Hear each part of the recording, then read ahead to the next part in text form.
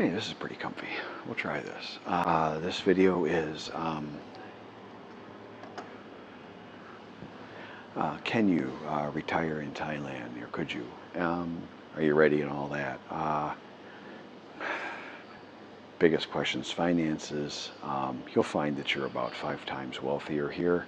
Well, if you come to where I am, we'll stick to that because it cost varies all over the place. You can go to the big tourist areas and your cost of living can be the same as it is back in the United States.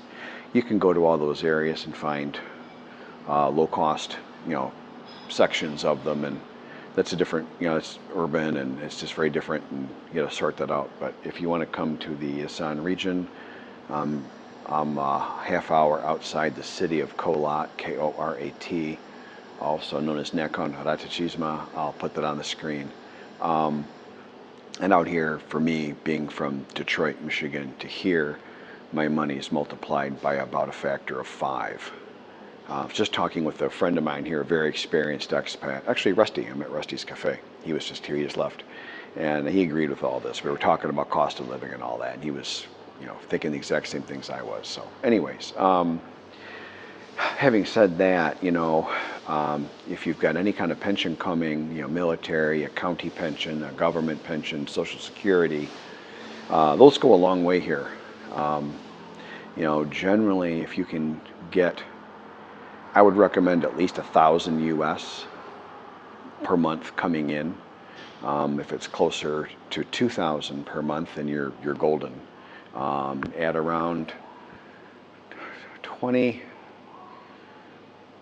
$2,400 a month, something like that, you're wealthy here. You hit the level where my Thai friends and such would consider you truly wealthy, not just successful or doing fine and doing great, but really actually rich.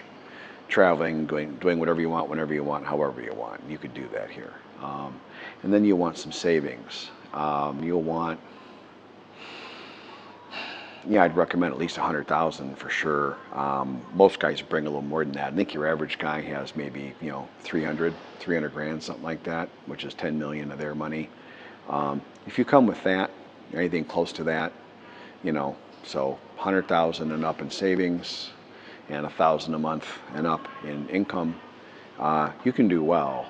And if you've got the ratio of one or the other, then those two together, you can do all the arithmetic and make sure that works for you. And then the next thing is just preparing yourself. It's a lot of people wait or have issues with family ties and stuff like that. I didn't have any of those issues. I just had my 2 children. And you'll want to manage that. That's up to you, of course. With me, I don't know that it really changed my coming here. Is really, my case, the divorce was fairly fresh, quite fresh when I came here. My daughter kind of distanced herself, I think, from both my wife and myself. Initially just from me, but then she kind of had some reasons, I guess, to maybe make it both of us, so that's fine, that happens. So I don't know that my relationship with my daughter is much different. She'd moved to California, and we were in Michigan anyway, so I was only going to see her once a year anyhow, and I'll probably start doing that next year. I'll see her this year at her wedding next month, but on an ongoing basis, I'll probably see her, once a year, come out to her place in California for whatever she wants me for, 3 days probably or something. Is probably about all she's expecting, but I'll ask her.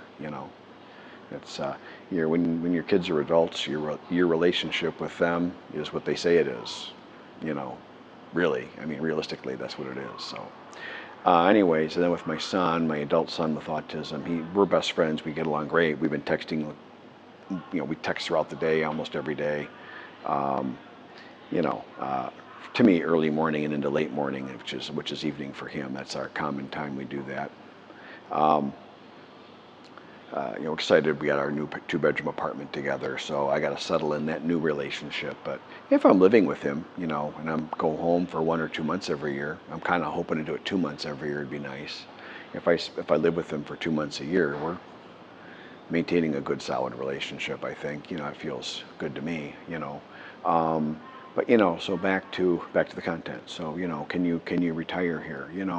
The main thing, it takes that little bit of money, and I think most guys, if you're seriously unhappily married or whatever, then you should either fix it or move on. I just kind of languished on in this middle ground for a long time, and let me tell you from experience, that's very, very expensive to do that. It's very expensive.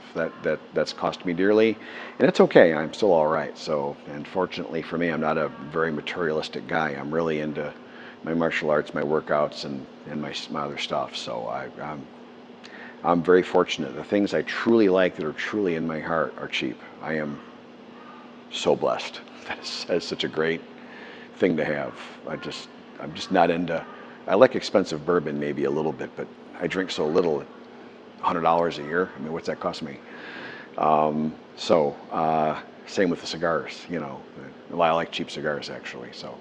Um, but no, I think if you find that the key, really the key thing I think for this message here is, if you're in an unfixable relationship, marriage or not, or whatever it is, I would encourage you to consider, if you can't fix it, then dumping it, because putting out then live cheap. Put your extra work. A lot of guys sock away an extra couple bucks the last couple of years before they retire. I didn't have the ability to do that because I became disabled. I'm completely done. I'm in 24-hour pain. I'm toast. That's fine. I'm not complaining, but um, for most guys, if you can come up with like a 5-year plan to come here, start learning a little Thai, which is not hard. Get on a Thai forum and Facebook, and then practice a little bit. Maybe get in the Thai community where you're at, just to speak a little bit. Meet at a coffee shop somewhere, or whatever, and you'll anything, whatever, and you might find it uplifting and encouraging you towards your new future goal and your dream of a Thai retirement. And then, but then knuckle down on your earning and your spending, and cut the spending and up the earning a little if you can. And those last 5 years, you could sock away, so much, and really set yourself up, because an extra 50 grand, 80 grand, whatever here makes a big difference.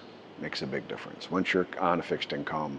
The other option too you have, if none of this is going to work for you, the other option you have is to teach English. If you have any kind of degree at all, maybe even an associate's degree probably, but particularly if you speak a little Thai, it goes a long, you're here to teach English, but if you speak a little Thai, if you hadn't noticed, the Thai people speak Thai, by the way, it goes a long way, I can tell you, because I've had so many people try to recruit me because they hear me speaking Thai, and they're like, we need you at our school. And it's high status for a Thai school to have foreigner, particularly they like Americans and Canadians kind of the best, because they understand us the most easily. When they learn English, they learn American and kind of like a Canadian English. They don't really learn British English or Australian English.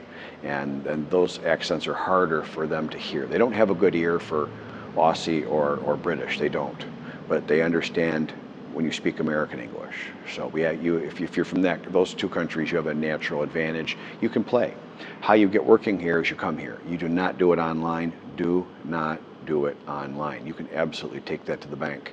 You get yourself all set up, and you come here on a 45-day, 60-day, whatever tourist visa, and you come around, look for a job. You'll get a job. You will get hired. And then you go back to your home country, wrap up your business, or just stay here and get your visa done here. That's what I did. It's easier, in my opinion, what I was told, and what ended up being true.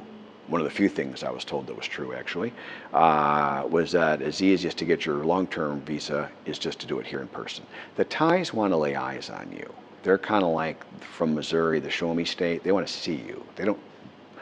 So many expats, so many foreigners lie like crazy, and on their resumes, online, over the phone, over the emails. They're sick of it, and they want to see you. They want to see what you look like. Are you polite? Do you dress well? You look presentable? Looks are super important here. We're all aware there's lookism in the U.S. It's like ×5 here. Okay, it's big. But if you want to come here and work, you can, and they'll hire you as a teacher with, I think, any kind of degree. I think that you can have an engineering degree or anything. They'll hire you to teach English. If you have an English degree, and particularly a master's degree, they'll pay you like real money by American standards to teach English here. Like, you'll write your own ticket. You'll be rich here just from that, if you're able to work. I couldn't stand all day, there's no way. But if you could stand, sit, and move around and all that at your convenience, and don't have to spend all day with your doctors and stuff, then you can do that. You can make good money doing that. Something to think about. So on one hand, saving some money, having an income, a pension income, or come here and teach English is a big thing. You know, those are the things that you commonly see. And with the, if you're working in that, if you can just bring a little bit of savings here, and if you've got any kind of, you know, county, law enforcement, military, even a little small pension that, you know, $600 a month or something that you normally wouldn't think much of here, that's a big deal. That's a huge tailwind, very helpful to you. You could make 30, 40, 60,000 baht a month, which is 1 to 2,000 a year here, a month, 1 to 2,000 a month, sorry, US, here teaching, and have a little pension income or have your savings, and now you're rock solid, you're doing great. You know, something to think about. I think I'm about to be not the only person here anymore, so I'll wrap this up. But I would encourage people who are thinking of coming here, you have a greater ability to retire younger, I think, than most people would realize, and I would absolutely encourage you to do that. There you go. Good luck. Bye.